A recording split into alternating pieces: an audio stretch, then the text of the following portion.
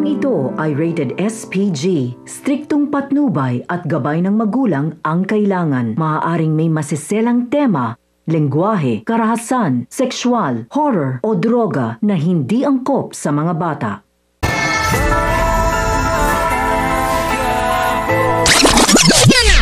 Tuluyan na ngang natuklasan ni Ramon ang tunay na pagkatao ni Tanggol dahil na rin sa ginawang pag-iimbestiga ni Severino.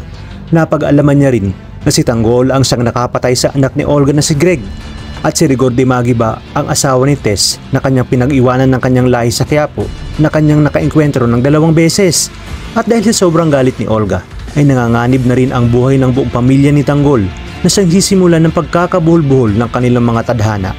Ang malaking hidwaan sa pagitan ni Olga laban sa mag-amang Ramon at ang anak nitong si Tanggol, kasama na rin ang kanyang buong pamilya. Sa kabilang banda, papasukin na ni Tanggol ang panibagong teritoryo dahil sa pagpasok ni Mokwang sa panibagong landas at trabaho upang tuluyang matustusan na ang gastusin ng kanyang amang si Marsing. Hindi sumang-ayon si Tanggol sa gagawing ito ni Mokwang, ngunit di kalaunan ay mapapayag na rin siya sa isang kondisyon na sasama sila ni Enteng sa trabaho ni Mokwang. Sa kabilang banda, muling makikiusap si Tess kay Rigor na tulungan niya si Tanggol na maibigay sa kinauukulan ang mga drogang hawak niya kung kaya't dinala ito ni Tinding sa ospital. Magugulangtan naman si Rigor sa biglaang pagdating ni Lena at Mando at dito makikita nila ang isang attache case na kay Rigor.